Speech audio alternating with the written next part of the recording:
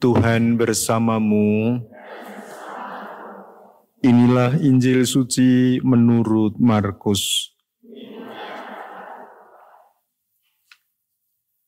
Pada suatu hari Yesus mengajar di tepi Danau Galilea. Maka datanglah orang yang sangat besar jumlahnya mengerumuni dia, sehingga ia terpaksa naik ke sebuah perahu yang sedang berlabuh, lalu duduk di situ. Sedangkan semua orang banyak itu ada di darat di tepi danau itu. Dan Yesus mengajarkan banyak hal kepada mereka dalam bentuk perumpamaan. Dalam ajarannya itu, Yesus berkata kepada mereka, "Dengarlah, adalah seorang penabur keluar untuk menabur. Pada waktu ia menabur, sebagian benih itu jatuh di pinggir jalan, lalu datanglah burung dan memakannya sampai habis. Sebagian jatuh di tanah yang berbatu-batu, yang tidak banyak tanahnya. Lalu benih itu pun segera tumbuh, karena tanahnya tipis. Tetapi sesudah matahari terbit, layulah ia dan menjadi kering karena tidak berakar.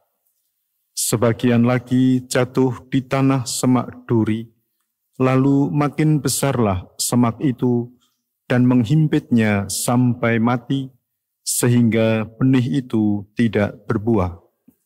Dan sebagian jatuh di tanah yang baik, lalu tumbuh dengan suburnya dan berbuah. Hasilnya ada yang 30 kali lipat, ada yang 60 kali lipat, ada yang 100 kali lipat." Dan Yesus bersabda lagi, "Siapa mempunyai telinga untuk mendengar, hendaklah ia mendengar."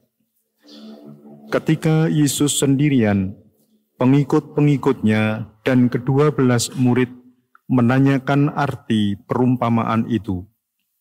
Jawabnya, "Kepadamu telah diberikan rahasia kerajaan Allah, tetapi kepada orang-orang luar segala sesuatu disampaikan dalam perumpamaan, supaya sekalian melihat, mereka tidak menanggap, sekalipun mendengar, mereka tidak mengerti, biar mereka jangan berbalik dan mendapat ampun." Lalu Yesus berkata kepada mereka, "Tidakkah kamu mengerti perumpamaan ini? Kalau demikian, bagaimana kamu dapat memahami semua perumpamaan yang lain?" Penabur itu menaburkan sabda.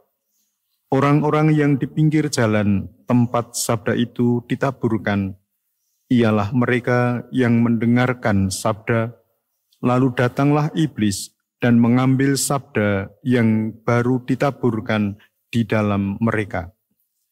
Demikian juga yang ditaburkan di tanah yang berbatu-batu, ialah orang-orang yang mendengar sabda itu dan segera menerimanya dengan gembira. Tetapi sabda itu tidak berakar dan tahan sebentar saja.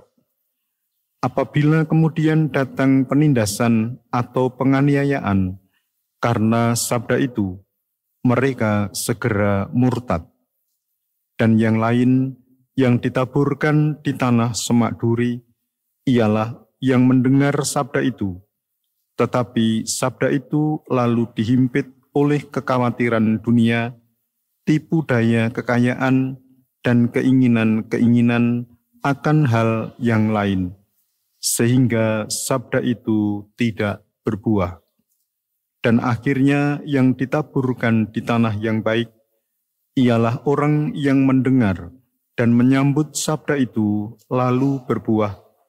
Ada yang 30 kali lipat, ada yang 60 kali lipat, dan ada yang 100 kali lipat. Demikianlah sabda Tuhan. Terpujilah Kristus. Para saudara yang terkasih di dalam nama Tuhan,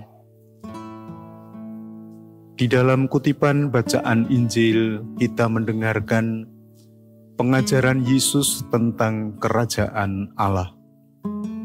Kerajaan Allah diajarkan kepada orang-orang yang mendengarkannya lewat suatu perumpamaan.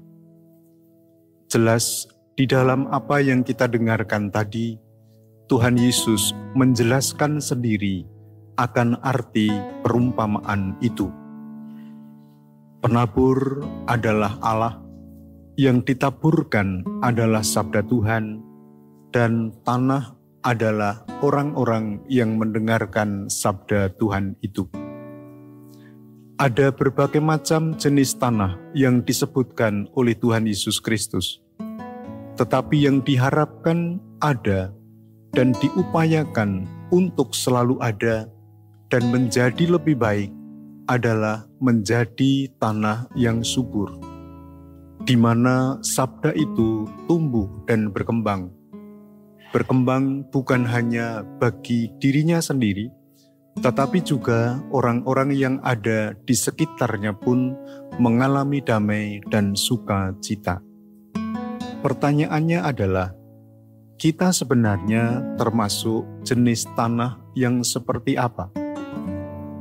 Kadang-kadang kalau kita jujur, kita tidak begitu gigih memperjuangkan apa yang Tuhan taburkan di dalam diri kita. Sehingga apa yang baik yang Tuhan berikan itu dalam perjalanan waktu menjadi kabur oleh karena kita tidak mengupayakannya.